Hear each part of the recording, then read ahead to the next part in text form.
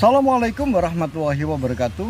Bismillah, alhamdulillah, wa syukurillah, ala nikmatillah, la haula wa la quwata illa billah, amma ba'du. Pemirsa, dimanapun Anda berada, ketemu kembali dengan Kilamang Putra. Pemirsa, saya masih ada di hutan laren. Saya ingin melanjutkan keterangan-keterangan saya tentang Sandikolo, Bumi Mojopahit. Pemirsa, di kesempatan yang lalu diceritakan bahwa pada tahun 1453 dunia Islam dikejutkan dengan runtuhnya hegemoni Romawi Timur yang berpusat di Konstantinopel. Bahkan Raja Konstantin yang ke-11 bersama dengan 3 panglima perangnya mati dalam rangka mempertahankan kekaisarannya. Sultan Muhammad yang kedua yang dibantu kurang lebih 70.000 pasukan elit dan 100.000 bantuan dari warga masyarakat, sehingga dengan jatuhnya Romawi Timur yang sungguh tidak disangka-sangka, besarnya 70.000 pasukan elit dan 100.000 pasukan yang berasal dari milisi masyarakat, itu sebenarnya tidak menjadi sebuah keterkejutan, karena prajurit-prajurit Romawi jumlahnya lebih dari itu.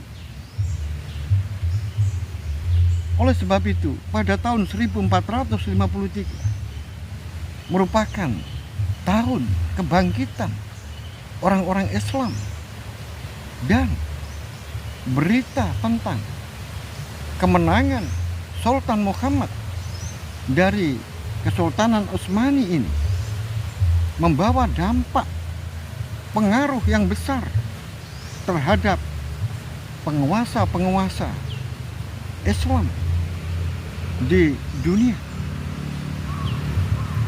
dan juga termasuk berpengaruh kepada pribadi-pribadi para penyebar agama Islam yang ada di Nusantara ini, tidak terkecuali kepada Syekh Ali Rahmatullah atau Sunan Ampel di Surabaya. Pemirsa, dimanapun Anda berada, demikian juga jatuhnya Romawi Timur itu juga menjadikan sebuah kesadaran kepada kerajaan-kerajaan besar, karena Romawi Timur dan Romawi Barat merupakan raksasa dunia.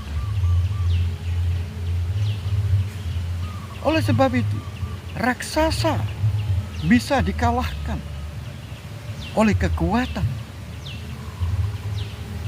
dari Kesultanan Utsmani. Nah, itulah yang menjadikan di Jawa Kerajaan Mojopahit yang gaungnya menjadi raksasa di Asia Tenggara menjadi sadar bahwa tidak selamanya raksasa itu tidak bisa dikalahkan. Terlebih-lebih pada saat itu Kerajaan Mojopahit 1453 terjadi kevakuman, kekosongan kekuasaan. Para keluarga kerajaan masih berselisih tentang pengangkatan Raden Girisawardana Dyah Suryawikrama, karena masih belum ada pembicaraan di antara keduanya, yaitu Raden Girisawardana dia Surya Wikrama dengan Bri Kertabumi. Belum ada pembicaraan. Sehingga masih terkatung-katung tentang siapa yang akan meneruskan pemerintahan di Mojopahit. Pemirsa dimanapun Anda berada, sekarang kita ikuti di Surabaya. Seperti diceritakan kemarin, bahwa di Surabaya pondok pesantren yang dibangun oleh Ali Rahmatullah begitu maju dengan pesat. Banyak para pejabat dan anaknya para pejabat yang dipondokkan di Surabaya, yaitu di Ampel, diserahkan kepada Syekh Ali Rahmatullah atau Sunan Ampel. Oleh sebab itu, ada seseorang wanita yang menyusuri Kali Pagirian dengan naik jung. Kemudian dikawal 15 anak buahnya. Kemudian pendamping utama, yaitu seseorang yang matanya agak sipit, kulitnya kuning langsat. Memang dia adalah keturunan orang-orang Tionghoa. Oleh sebab itu, setelah sampai di Pasraman atau pondok pesantren di Ampel Dento, maka tentu disambut dengan baik oleh Sunan Ampel. Disambut dengan baik karena mereka datang tujuannya adalah untuk menyerahkan putranya untuk belajar di Ampel Dento. Pemirsa dimanapun Anda berada, siapa orang itu? Orang itu adalah Gede Pinatih. Siapa Gede Pinatih itu? Gede Pinatih itu adalah orang keturunan Cina, yang mana dia sekarang ini berada di Tandes. Bahkan dia mendapatkan kedudukan sebagai Shah Bandar. Duh, kok bisa begitu? Karena Gede Pinatih ini yang sebenarnya dia memiliki sebuah nama, yaitu Sinati. Nama Cinanya adalah Sinati. Kemudian didampingi oleh adiknya, yaitu si Cuncing. Si Cincing, Gede Pinatih atau Sinati ini berasal dari Palembang, yang mana di Palembang ini dia bukan orang sembarangan, karena dia adalah anak dari si Cincing. Si Cincing ini adalah wakil dari Kaisar Ming Cina yang ada di Palembang. Tetapi setelah terjadi perselisihan antara dirinya, yaitu Sinati, dengan adiknya yang bernama si Guanti, maka Sinati ini menyingkir dari Palembang menuju ke Ujung Galuh, didampingi oleh adiknya, yaitu si Cincing.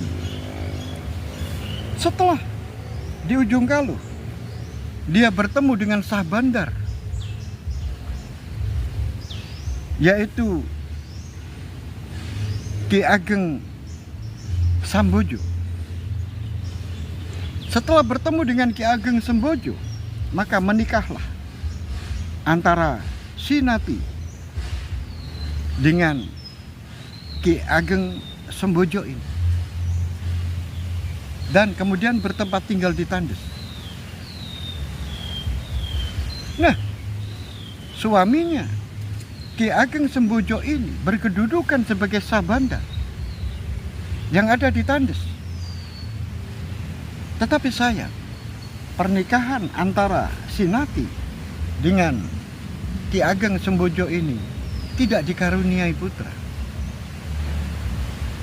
Di samping itu juga, pernikahan keduanya tidak berumur panjang karena Ki Ageng Sembodjo sudah kepuru dipanggil oleh Yang Maha Kuasa pun ada berada.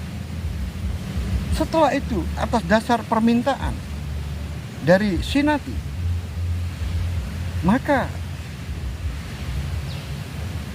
dirinya mencoba untuk menggantikan kedudukan suaminya, yaitu Ki Ageng Sembodjo. Dan oleh kerajaan Mojopahit hal itu dikabulkan. Mulai saat itulah kemudian Sinati dikenal dengan Syahbandar Wanita dengan julukan Ki Ageng Ki Gede Pinate atau Ki Ageng Pinate. Pemirsa dimanapun Anda berada, karena dirinya tidak mempunyai anak, tapi mengapa memondokkan putranya yang umurnya 11 tahun? Oleh sebab itu, diterimalah anak 11 tahun ini oleh Ali Rahmatullah sebagai muridnya. Tentu saja hal itu menjadikan Raden Ali Rahmatullah ini bertanya-tanya, apakah benar ini putranya sendiri atau putra angkat? Nah, oleh sebab itu, untuk mengetahui hal tersebut, maka perlu diklarifikasi secara langsung. Nah, oleh sebab itu, Sunan Ampel bertanya kepada Gede Pinate, mohon ampun Nyai Ageng Pinate, apakah putra yang akan dipondokkan ini merupakan putra kandung dari Ki Ageng Pinate? Mendengar pertanyaan itu, kemudian Ki Ageng Pinate memerintahkan kepada si Cincing, yaitu adiknya, untuk membawa anak laki-laki yang umur 11 tahun itu untuk keluar bermain di luar. Karena ada yang ditakutkan kalau nanti pembicaraan itu didengar oleh anak yang umur 11 tahun itu. Oleh sebab itu, Gede Pinate pertama memberikan nama bahwa anaknya yang mau dipondokkan ini bernama Paku. Nah, itu juga menarik, sangat menarik buat Sunan Ampel. Mengapa putranya diberi nama Paku?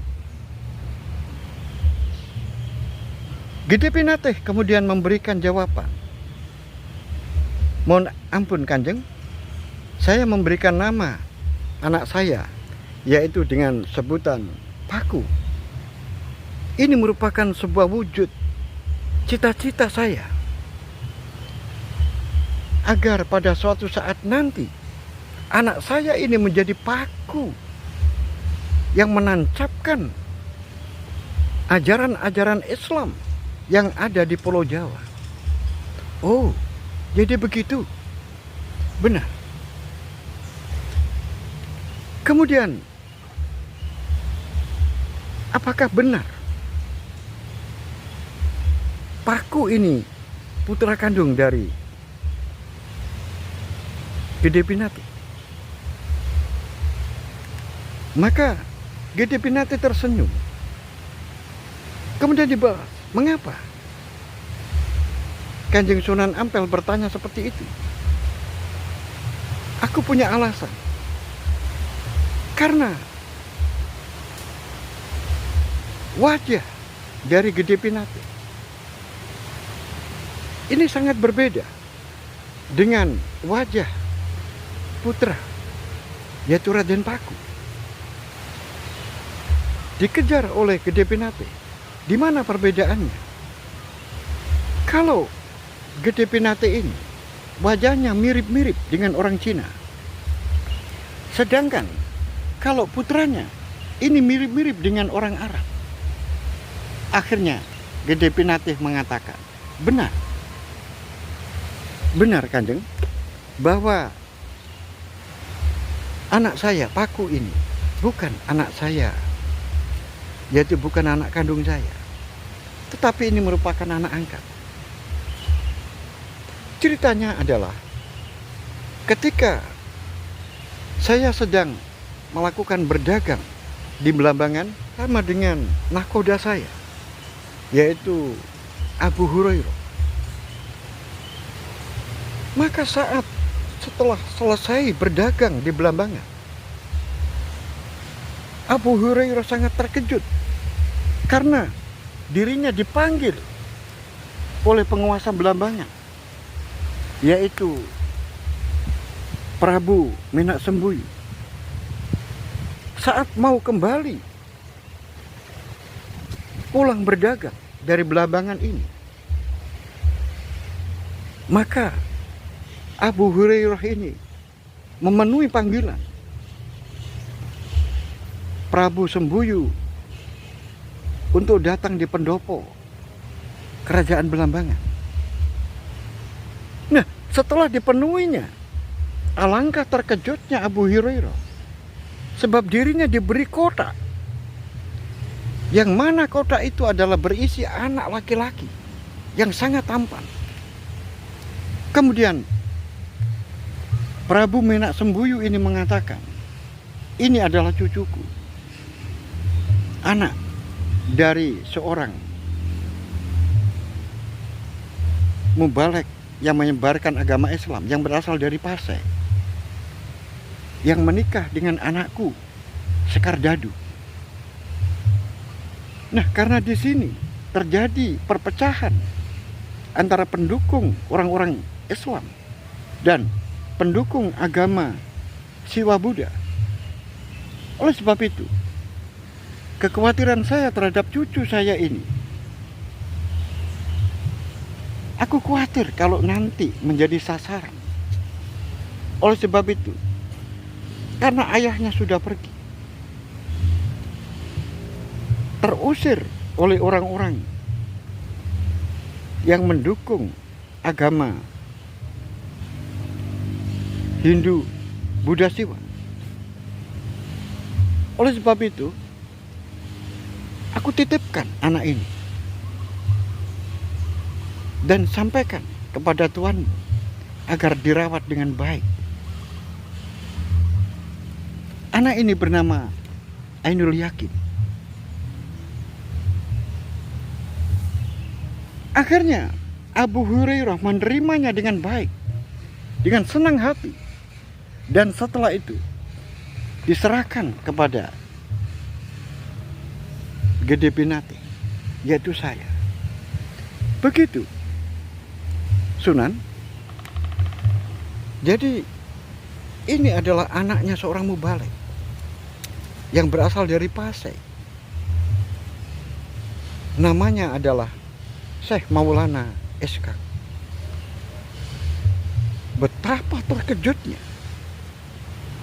sangat terkejut Sunan Ampel setelah mendengar kabar itu. Karena apa? Karena Maulana SK ini adalah saudaranya, yaitu kakaknya. Kalau dirinya Ali Rahmatullah bersama dengan Ali Murtado yang sekarang ada di Resboyo, Madura, itu merupakan putra dari Ibrahim Asmorokondi, tapi ibunya Kamboja. Tetapi kalau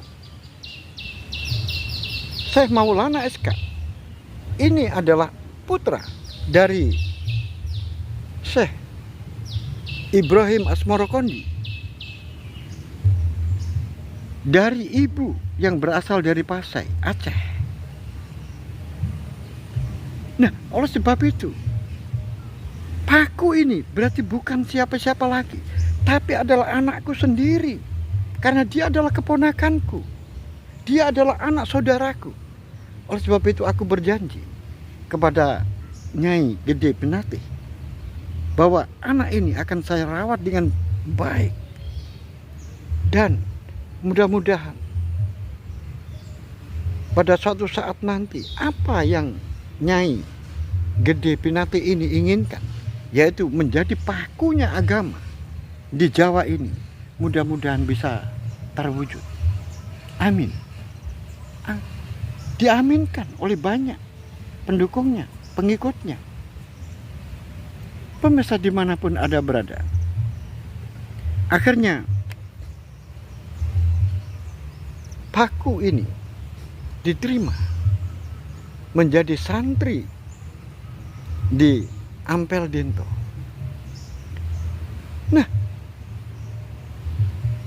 ditanya oleh Sunan Ampel, apakah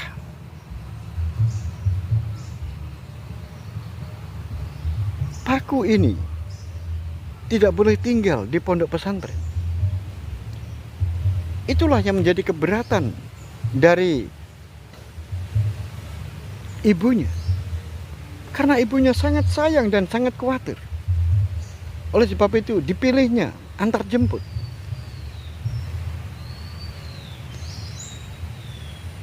Nah, itu yang menjadikan sebuah penawaran, apakah tidak kecapean kalau antar jemput.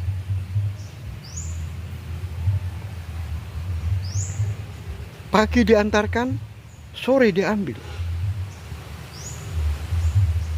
Apakah itu tidak melelahkan? Tetapi akhirnya Gede Pinate ini memberikan jawaban. Untuk sementara waktu seperti itu. Entah nanti lama-kelamaan, apabila putraku bisa menyesuaikan diri, bisa beradaptasi di tempat ini, maka saya akan melepaskan. Kemudian Gede Pinate juga memberikan sebuah tambahan informasi bahwa saat putranya yaitu Paku ini umur 3 tahun, ayahnya Syekh Maulana SK ini pernah datang ke tempatnya. Alangkah terkejutnya Sunan Ampel mendengar kabar kalau kakaknya pernah di Surabaya. Pada saat itu Syekh Maulana SK memohon kepada Gede Pinate untuk mengambil kembali putranya yang akan dibawa ke Pasai. Tetapi entah apa yang menyebabkan tiba-tiba Syekh Maulana SK ini berubah pikiran, justru malah menitipkan kepada dirinya.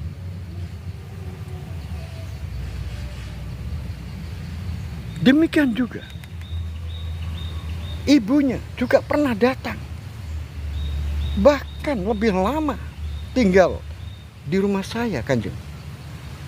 Ibunya ini datang, yaitu Dewi Sekardadu, datang ke Surabaya dan kemudian berpura-pura menjadi pembantu saya dengan tujuan adalah supaya ingin dekat dengan anaknya, bisa merawat anaknya. Dari umur 4 tahun sampai dengan umur 10 tahun, 6 tahun dia merawat anaknya. Tetapi setelah terdengar Paku ini mau mondok ke Ampel, maka ibunya ini, yaitu Dewi Sekardadu, tiba-tiba berpamitan ingin pulang. Jadi ibunya juga pernah datang. Benar, Raden. Jadi ayahnya dan ibunya pernah datang ke sini. Pernah datang mengunjungi. Oleh sebab itu, aku melihat ayahnya sebagai seorang mubalik besar, penyebar agama Islam. Oleh sebab itu aku berharap agar anaknya ini nanti juga bisa mewarisi keahlian dari ayahnya, yaitu Syekh Maulana SK. Baiklah Nyai, insya Allah putramu ini besok akan saya didik sungguh-sungguh untuk menjadi seorang yang memiliki pengetahuan agama yang mumpuni. Terima kasih Kanjeng Sunan. Pemirsa dimanapun Anda berada, akhirnya Sunan Ampel menerima Raden Paku ini sebagai santri yang antar jemput. Tetapi lama-kelamaan, setelah Raden Paku ini dekat dengan Makdum Ibrahim, yaitu putranya Sunan Ampel, karena pada waktu itu Makdum Ibrahim berumur 4 tahun, sedangkan Raden Paku berumur 11 tahun. Dan mereka kalau di Pasraman selalu bersama. Entah apa yang menyebabkan mereka keduanya menjadi akrab dan sangat akrab, sehingga mereka saling menanyakan kalau tidak ketemu. Dan akhirnya dengan dasar itulah Paku ini menjadi tertarik untuk bersama mondok, menetap tinggal di Pasraman. Pemirsa dimanapun Anda berada, kita tinggalkan dulu. Kita menuju ke Kediri. Di Keleng, yang kemarin diceritakan bahwa ada seorang saudagar Cina yang ingin mendirikan usaha atau ingin berdagang di Keleng. Maka kedatangannya ini bersamaan dengan sebuah peristiwa, yaitu ambruknya pendopo yang ada di Keleng karena disambar petir. Saat itu terjadi hujan yang sangat deras, dan saat itu pula datanglah seorang saudagar Cina. Maka diterimalah dengan baik oleh Bhre Kertabumi karena mereka bermaksud baik, yaitu berdagang di Keleng. Orang itu bernama Siu Tekyo. Siu Tekyo yang membawa 2 gerobak atau 2 cikar. Setelah itu persembahan-persembahan yang berupa kain sutra, kemudian barang-barang pecah belah, keramik, bahkan giok, kemudian dipersembahkan kepada Bhre Kertabumi dengan harapan agar bisa diterima untuk berdagang di Keleng. Dan yang lebih menarik bagi Bhre Kertabumi adalah karena pedagang Cina ini, yaitu Siu Tekyo ini, membawa putrinya yang begitu cantik yang namanya Siu Banci. Karena saat itu tidak mungkin untuk kembali, sedangkan di Keleng dia juga belum punya penginapan. Oleh sebab itu Bhre Kertabumi menawarkan agar rombongan yang dipimpin oleh Siu Tekyo ini menginap atau sementara tinggal di pendopo Kanuruhan. Pemirsa dimanapun Anda berada, akhirnya Bhre Kertabumi mengutus Rakrian Kanuruhan Aryo Aldoko untuk mengatur semuanya. Pemirsa, sebenarnya pada saat Beli Kertabumi menerima pedagang Cina ini, didampingi oleh istrinya, yaitu permaisurinya, yang bernama Dewi Amorawati. Pada saat itu, Dewi Amorawati sudah merasa cemburu dengan Siu Banci, karena gadis Cina ini begitu sangat cantik.